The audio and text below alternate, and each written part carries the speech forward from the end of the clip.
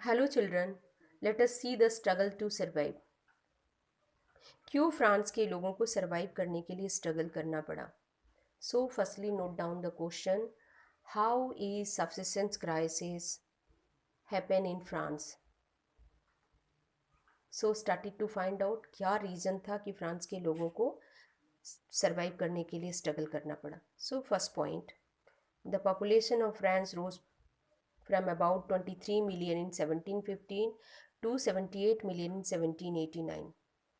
1715 में फ्रांस की जो पॉपुलेशन थी वो 23 मिलियन थी, जो 1789 में बढ़ करके 28 मिलियन हो गई. Which means you can see 5 million population increase in 74 year. जब पॉपुलेशन बढ़ेगी तो increase the demand for food grains, तो ऑटोमेटिकली फूड ग्रेन्स का डिमांड भी क्या होगा, बढ़ जाएगा.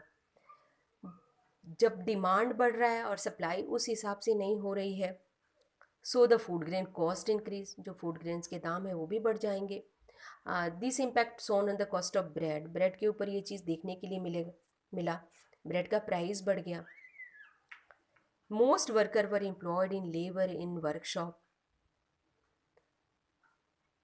ऑनर फिक्स देयर वेजेस, जो वर्कर्स वर्कशॉप में काम करते थे तो उनके वेजेस तो फिक्स थे. फूड ग्रेन्स के दाम बढ़ रहे हैं लेकिन वेजेस फिक्स है.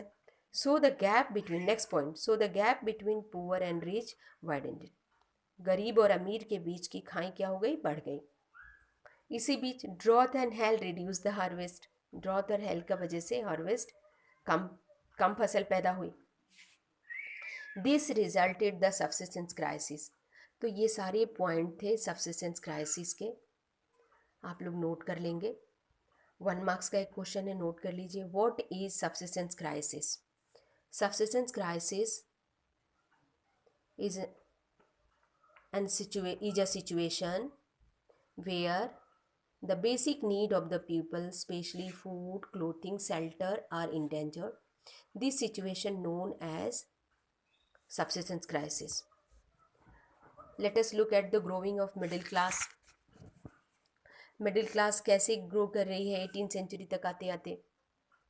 अब मिडिल क्लास जो सोशल ग्रुप है उसका टर्न हो रहा है धीरे धीरे, क्योंकि मिडिल क्लास में सिर्फ लैंडलेस लेबर और पीसेंट ही नहीं थे, दूसरे भी प्रोफेशन के लोग थे. ऐसा नहीं था कि फर्स्ट थर्ड स्टेट के लोगों ने कभी आवाज़ नहीं उठाई. उन लोगों ने बहुत बार कोशिश की. In the past third state try to raise their voice but they could not succeed. Third state के लोग क्यों डिसअपॉइंट थे? What made the third state disappointed? First, burden of tax, क्या उन पर टैक्स का बोझ था.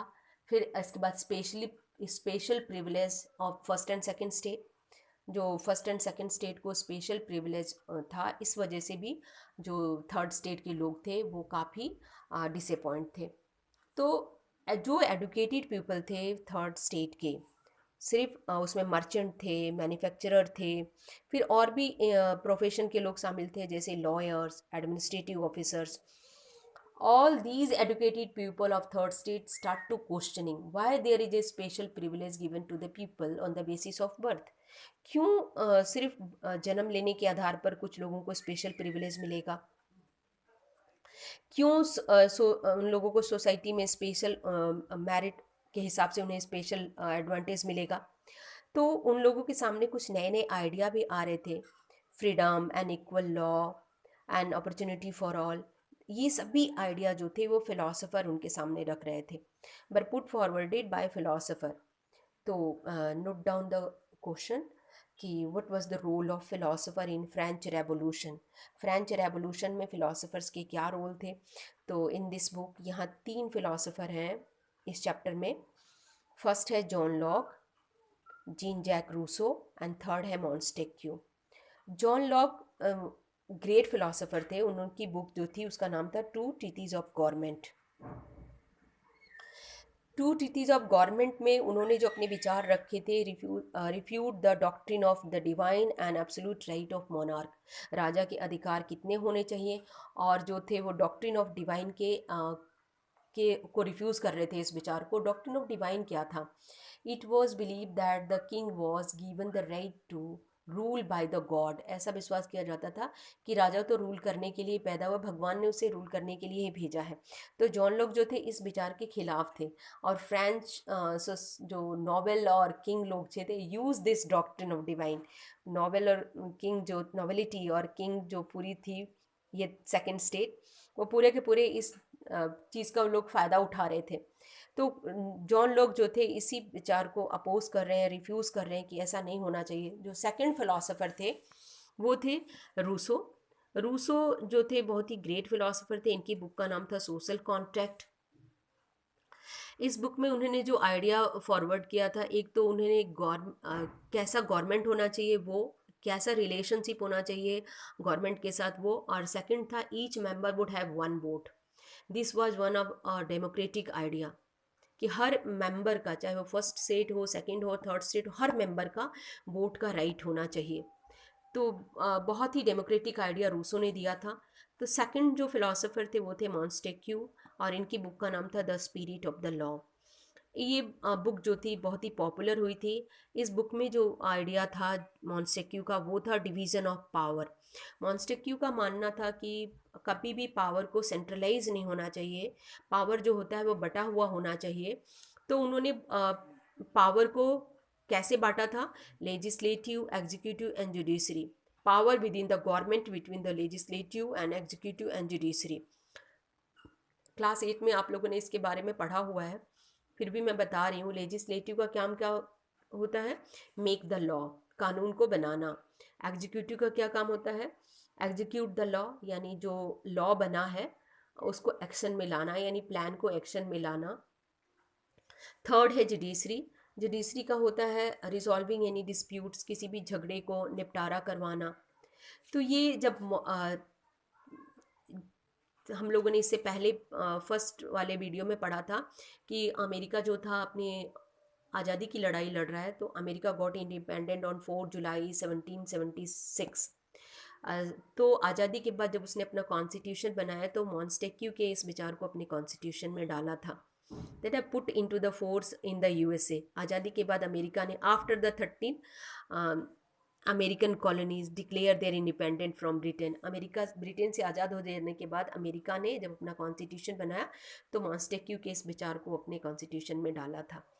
तो आप लोग बहुत ही अच्छा से इस नोट्स को तैयार करिएगा। तीनों फिलोसोफर लिखिएगा, उनकी बुक्स लिखिएगा और तीनों के आइडियाज़ लिखिएगा। नेक्स्ट टॉपिक है हम लोगों का कि जो फिलोसोफर जो अपने आइडिया दे रहे थे वो कैसे स्प्रेड हो रहे थे। तो क्वेश्चन आप लोग नोट कर लीजिए, how did the philosopher idea spread in the France, France में कैसे फैल रहे थे वो आइडियाज़। तो फर्स्ट था सैलून एंड कॉफ़ी हाउस के थ्रू। जो लोग फिलोसोफर थे या दूसरे लोग बुक्स पढ़ते थे वो डिस्कस करते थे in salons and coffee house and spread among the people. फिर इसके बाद और भी जो आइडिया स्प्रेड हो। Second point, books and newspaper के थ्रू ये आइडिया फैल रहे थे। Third point, who could not read and write, जो नहीं पढ़ सकते थे, रीड अलाउड इन ग्रुप, कुछ लोग ग्रुप में पढ़ रहे हैं जोर जोर से उसको, तब आइडिया लोगों ये फैल रहा है।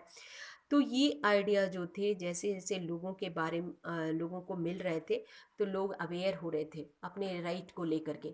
इसीलिए जो था लुई 16 के अगेंस्ट हो रहे थे, और गुस्सा भी थे राजा के खिलाफ कि राजा जो था वो उन लोगों की तरफ प्रॉपर ध्यान नहीं दे रहा है या थर्ड स्टेट को इग्नोर कर रहा है। तो ये थे कॉज सारे के सारे 14 जुलाई 1789 के उस रेवोल्यूशन के। लोग अवेयर हो रहे हैं, जागरूक हो रहे हैं। तो I am going to give you some short question, you have to note down. Name the book written by John Locke, first question. Second लिखिए, Louis 16 belong to which dynasty. Third लिखिए, who belong to the third state. Fourth, which state paid all the taxes? Fifth question, name the classes which form the privileged state. Name the classes which form the, so the children stay home and save life.